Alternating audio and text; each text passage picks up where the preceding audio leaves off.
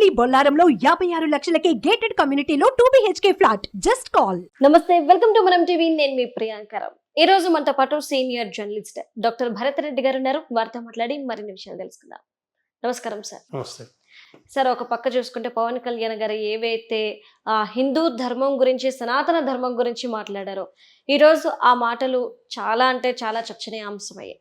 ఈ నేపథ్యంలో ఒకరిపై ఒకరు కేసులు పెట్టుకునే స్థాయికి ఈ రోజు ఆయన స్పీచ్ వెళ్ళిపోయింది. ఉదయనిధి ఎవరైతే ఉన్నారో మనకు తెలిసిన తమిళనాడు డిప్యూటీ సీఎం, ఆయనకి సంబంధించిన ఒక వ్యక్తి వెళ్ళి మద్రాసులో కమిషనర్ ని కలిసి కేసు పెట్టారు. అంటే పరోక్షంగా ఉదయనిధిని పవన్ కళ్యాణ్ గారు అన్నారు, ప్రస్తావించారు. మీ గురించి మీరు మాట్లాడుకోండి, మా విషయాల జోలికి ఎందుకు వస్తున్నారు అంటూ కూడా.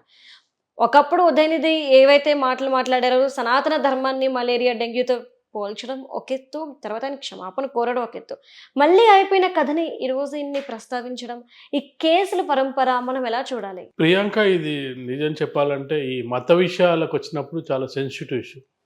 చాలా జాగ్రత్తగా వ్యవహరించాల్సిన అవసరం ఉంటుంది. అసలు ఎక్కడ ప్రారంభమైంది అనేది మనం ఇక్కడ చూసుకున్నట్టయితే చాలా సందర్భాల్లో ఒక మతం వాళ్ళు మరొక మతం వారిని దూషించడం అనేది మనం సహజంగా చూస్తుంటాం. అది కొంత పట్టించుకుంటారు, కొంత అగ్రెసివ్ ఉంటుంది, కొంత జరుగుతుంటుంది. మేజర్గా ఏంటంటే హిందూ మతము, ముస్లిము, క్రిస్టియను అంటే వీటి మధ్య అప్పుడప్పుడు ఘర్షణలు జరుగుతూ ఉంటాయి. జగన్మోహన్ రెడ్డి ఉన్నప్పుడు మత ప్రచారం చేస్తున్నాడు తిరుపతి కొండ మీద అనేది విమర్శలను ఎదుర్కొన్నాడు. అది మత మార్పిడి చేస్తుంటారు అనేది ఒక విమర్శ. ఈ విమర్శలు జరుగుతున్న సందర్భంలో కొంత ఘర్షణ వాతావరణం నెలకొని ఉంటుంది. అయితే ఇక్కడ మనకు ఇది ఎక్కడ స్టార్ట్ అయిందని మనం చూసుకున్నట్టయితే ఇది తిరుపతికి సంబంధించిన అంశంతో ప్రారంభమైంది. తిరుపతిలో లడ్డూలో నెయ్యి కల్తీ జరుగుతుందన్న సందర్భంలో చాలామంది షాక్ గురయ్యారు. యాక్చువల్గా తిరుపతి లడ్డూని చాలా పవిత్రంగా భావించే భక్తులు ఉన్నారు, తిరుపతి లడ్డూ కోసం పరితపించే భక్తులు ఉన్నారు. అలాంటి లడ్డూలో కల్తీ జరుగుతుంది అనేటప్పటికీ ఒక్కసారిగా ఆంధ్రప్రదేశ్ ప్రజలతో పాటు తెలంగాణ ప్రజలు దేశవ్యాప్తంగా కూడా దేశం నలుమూలల నుంచి కూడా తిరుపతికి వస్తుంటారు. అయితే ఈ సందర్భంగా పవన్ కళ్యాణ్ ముందుకు రావడం జరిగింది. పవన్ కళ్యాణ్ డిప్యూటీ సీఎం హోదాలో ఉన్నాడు, బాధ్యతాయుతమైన వ్యక్తి, చంద్రబాబు తర్వాత అంతటి స్థానాన్ని పొందుతున్న వ్యక్తి. సనాతన ధర్మాన్ని విమర్శిస్తున్నారు అనేది కొంత కామెంట్స్ రావడంతో అతను మొదట్లో ఈ ప్రకాష్ రాజు విషయంలో రియాక్ట్ అవ్వడం జరిగింది. ప్రకాష్ రాజుకి ఏం సంబంధం, తిరుపతి లడ్డులో జరుగుతున్న దానికి తన పని తను చేసుకుంటే అయిపోద్ది. హిందూ ధర్మం ఏదైనా చర్చకు వచ్చినప్పుడు అందరూ మాట్లాడుతుంటారు, అదే మిగతా మతాల విషయానికి వచ్చినప్పుడు మీరేం మాట్లాడరు. నా ధర్మాన్ని నేను పాటించడానికి నేను అన్ని మతాలను గౌరవిస్తాను, సేమ్ టైం నేను హిందువుగా ఉన్నాను, సనాతన ధర్మాన్ని రక్షించుకుంటానని వ్యాఖ్య చేయడం జరిగింది. ప్రకాష్ రాజుకు కౌంటర్ ఇవ్వడం జరిగింది. ప్రకాష్ రాజు కూడా నేను చేసిన ట్వీట్ను సరిగా చదవండి అని చెప్పి రీట్వీట్ కూడా చేయడం జరిగింది. అయితే ఇక్కడ ఒక సమస్య, ఎప్పుడు కూడా మనకు వచ్చే సమస్య ఏంటంటే ఏదైనా ఒక విమర్శ వచ్చినప్పుడు ఈ చాలామంది హిందువులకు సంబంధించిన ఏదైనా జరిగినప్పుడు సెక్యులర్ అంటే అన్ని మతాలను గౌరవించాల్సిన అవసరం ఉంటుంది. అలాంటి సందర్భం వచ్చినప్పుడు హిందువులు ఏదైనా మాట్లాడినప్పుడు, ఫర్ ఎగ్జాంపుల్ రాజాసింగ్ ఇట్లాంటివి మాట్లాడినప్పుడు చాలామంది అతని మీద విరుచుకుపడుతుంటారు. అదే ఓవైసీ లాంటి వాళ్ళు మాట్లాడినప్పుడు ఈ సెక్యులరిస్ట్ అనే వాళ్ళు కామ్గా ఉంటారు. ఇది ఎప్పుడు కూడా విమర్శలకు దారితీస్తుంటుంది. అంటే సెక్యులరిజం అంటే అన్ని మతాలను గౌరవించడం, ఏ మతం వారు మరొక మతాన్ని విమర్శించినప్పుడు వాళ్ళని ఎత్తి చూపడం, ఇది సెక్యులరిజం. హిందూ మతానికి సంబంధించిన వ్యక్తులు ఎవరైనా కామెంట్స్ చేసినప్పుడు, అవతలి మతాల మీద కామెంట్స్ చేసినప్పుడు సెక్యులరిస్టుగా చెప్పుకునే వాళ్ళు, అభ్యుదయవాదులు కానీ లెఫ్టిస్టులు కానీ విరుచుకుపడుతుంటారు.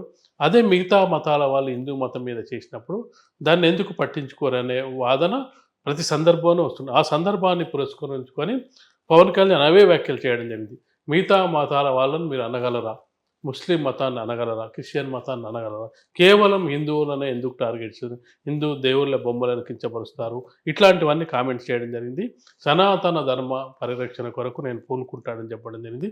ఈలోపు ఇది ఎక్కడ డ్యామేజ్ జరుగుతుందని చెప్పి వైసీపీ శ్రేణులు కూడా ముందుకు రావడం జరిగింది. వాళ్ళు కూడా ఏం చేశారు, చంద్రబాబు చేసిన తప్పుకు మేము గుళ్ళల్లోకి వెళ్ళి పూజలు చేస్తాం, తిరుపతికి నేనే స్వయంగా మెట్లెక్కి పైకి వెళ్తానన్న సందర్భంగా మరొక అంశం ఏమొచ్చిందంటే, అసలు క్రిస్టియన్ అయిన జగన్మోహన్ రెడ్డి అసలు ఈ టీటీడీ రాజ్యాంగం ప్రకారం అన్య మతస్థులు కనుక తిరుపతికి వచ్చినట్టయితే డిక్లరేషన్ ఇవ్వాలనే వాదన తీసుకురావడం జరిగింది.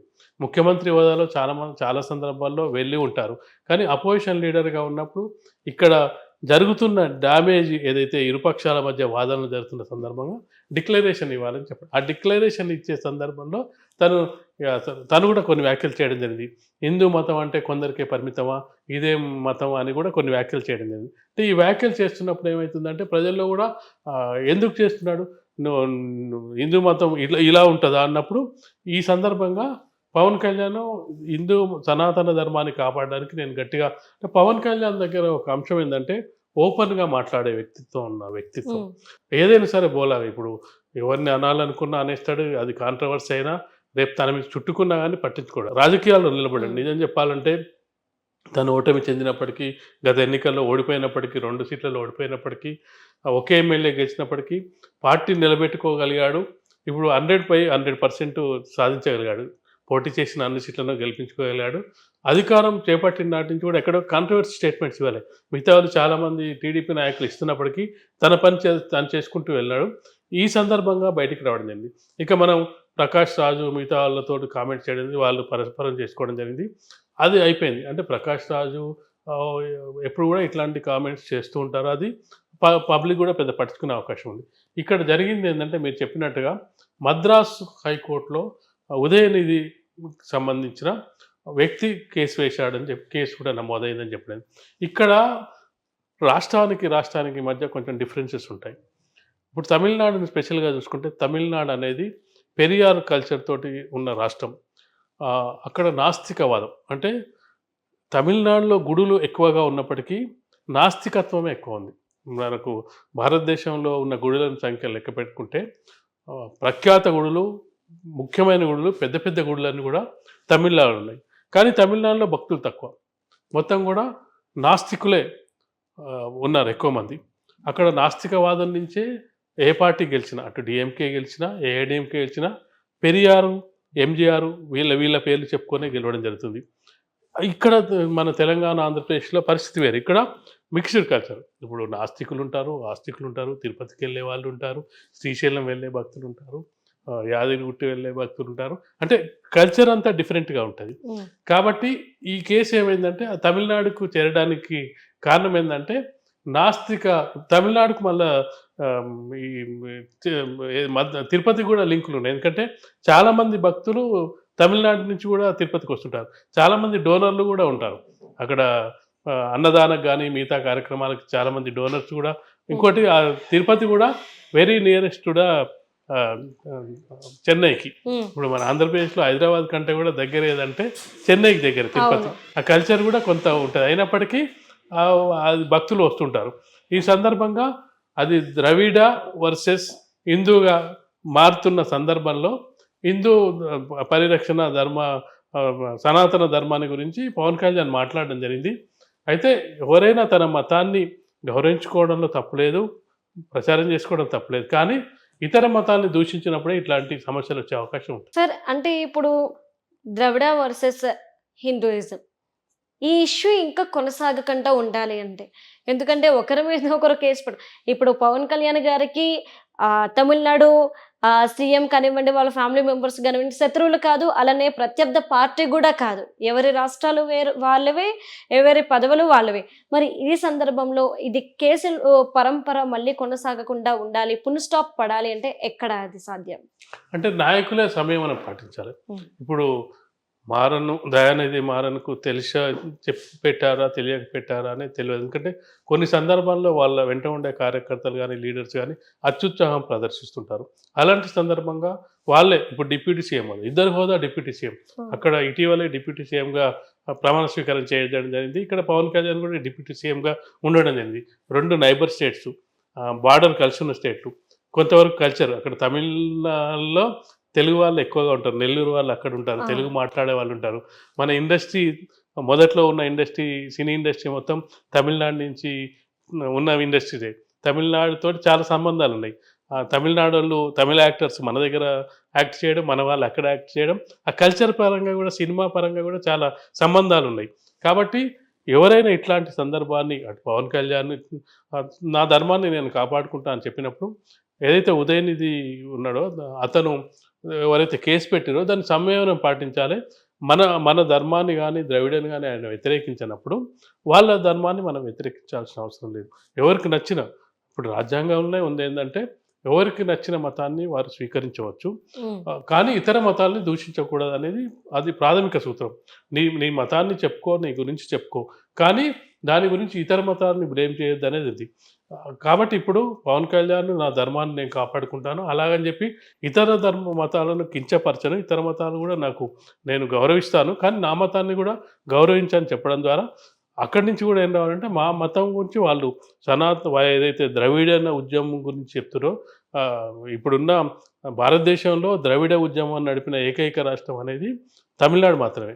మిగతా మన నార్త్ ఇండియాలో చూసుకుంటే కొంత రాముని ఇది అయోధ్య పరిణామాలు ఇవన్నీ నేపథ్యంలో సౌత్ ఇండియాలో అంత ఎఫెక్ట్ లేదు. సౌత్ ఇండియాలో కొంత ఇక్కడ భక్తులు లేరా అంటే ఉన్నారు, గుడులు లేవంటే ఉన్నారు, పూజలు చేయాలంటే చేస్తారు. ఇప్పుడు దేశవ్యాప్తంగా అన్ని రాష్ట్రాల కంటే ఎక్కువ గణపతి ఉత్సవాలు జరిగేది హైదరాబాద్లో. కానీ అట్లా అని చెప్పి హైదరాబాద్ మొత్తం హిందూ ధర్మానికో లేకపోతే ఏకపక్షంగా ఇప్పుడు మేమే హిందువులకు అండగా నిలుస్తున్నాం, బీజేపీకో సపోర్ట్ చేసే పరిస్థితి లేదు. పార్టీ వేరు, వాళ్ళు నమ్మే సిద్ధాంతం వేరు, వాళ్ళ గుడి అది వేరు. నార్త్ ఇండియాలో కొంత ప్రభావం ఈ ముస్లిం హిందూ వ్యతిరేకత కొంత ఉన్నప్పటికీ సౌత్ ఇండియా విషయానికి వచ్చినప్పుడు మాత్రం ఆ బ్యాలెన్సింగ్ ఉంది. తమిళనాడులో ఇంకా స్పెషల్గా ఉంది. తమిళనాడులో పెరియార్ ఉద్యమం నడవడం వల్ల అక్కడ పూర్తిగా ద్రవిడ ఉద్యమంతో ముందుకు వచ్చిన వాళ్ళు ఉన్నారు. కొంత కర్ణాటక కానీ మన ఏపీ తెలంగాణలో డిఫరెంట్ కల్చర్స్ ఉన్నాయి, డిఫరెంట్ ఉంది. మన కర్ణాటకలో చూసుకుంటే చాలా ఆశ్రమాలు, గుడులు ఇవన్నీ కూడా చాలా ఉన్నాయి. మఠాలు ముఖ్యంగా కర్ణాటక పేరు చెప్తే మఠాలు గుర్తొస్తాయి, ఎక్కువ మఠాలు గుర్తొస్తాయి. కాబట్టి ఇదంతా ఎవరి ధర్మాన్ని వాళ్ళు పాటిస్తూ ఇతర ధర్మాలను ఇతర మతాలను కించపరచుకుంటా ఉన్నట్టయితే అది ఎవరికి ఇబ్బంది ఉండదని మనం చెప్పచ్చు. Okay, right. Thank you so much sir.